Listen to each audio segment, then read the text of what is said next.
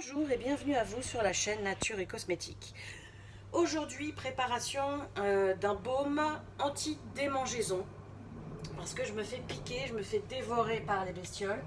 Donc j'ai vraiment besoin d'un baume apaisant contre les démangeaisons.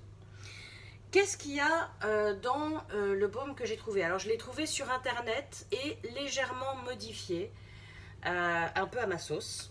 Donc j'ai mis 2 cuillères à soupe de beurre de karité pur. Donc en l'occurrence mon beurre de karité, il est là.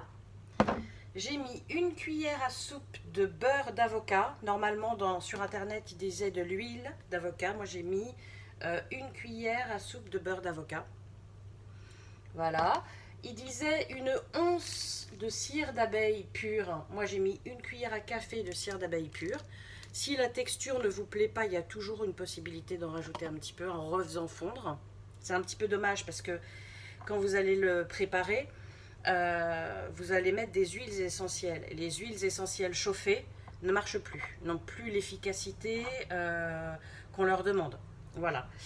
Après, j'ai mis 1/4 de cuillère à café d'huile de calendula. Elle est là. Et j'ai tout mis dans le même pot parce que c'est des phases huileuses, donc il n'y a aucun problème avec ça. J'ai également désinfecté tout ce matériel que vous voyez là. Bon, j'ai utilisé ces deux-là pour ma petite préparation, mais tout est désinfecté avec de l'alcool. Moi, j'utilise de l'alcool à 70. Voilà. Tout comme mon poste de travail, mes mains, etc. Tout a été bien désinfecté. Voilà. Et bien écoutez, c'est parti. On va commencer, on va faire fondre. Pour la phase de fonte, je vais couper la vidéo et je reviens vers vous dès que c'est fondu. À tout de suite. Une fois la phase intégralement fondue, je l'ai enlevé de la chaleur pour pouvoir y mettre les huiles essentielles. En huile essentielle, j'ai sélectionné la lavande vraie. Voilà, j'en mets 10 gouttes.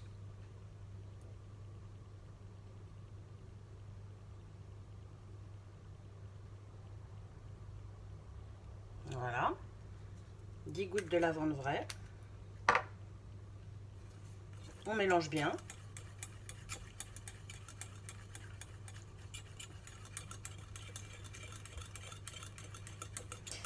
Et après, on met 3 gouttes de menthe poivrée.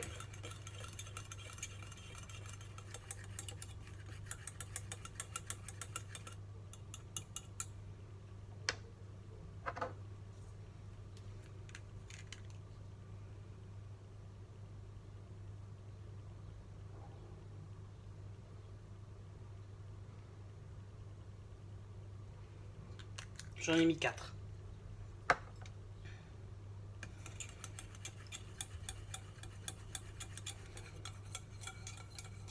C'est fou, il y a plus de lavande que de menthe. Et on sent la menthe beaucoup plus que la lavande.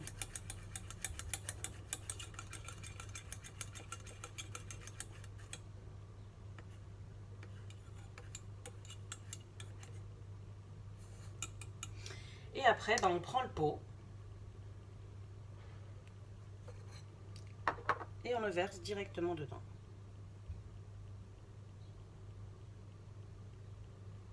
Ah bien, j'en ai pour 2 pots, je savais pas. Je remplis mes 2 pots et j'arrive. Petite chose en plus, là j'ai utilisé tout ça, mais les huiles essentielles, vous pouvez en utiliser d'autres. Si vous en avez d'autres chez vous, vous pouvez en utiliser d'autres. Il faut juste savoir si ça marche ou pas avec ces huiles essentielles-là.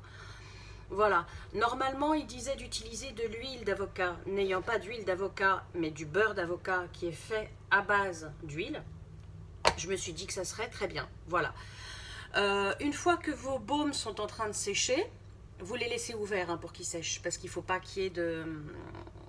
Il ne faut pas qu'ils soient fermés. Voilà, tout simplement. Quand ils sèchent, il ne faut pas qu'ils soient fermés pour pas qu'il y ait une espèce de macération, etc. Voilà, donc vous le laissez ouvert, vous le laissez sécher comme ça ou au frigo, comme vous voulez. Moi, je préfère comme ça.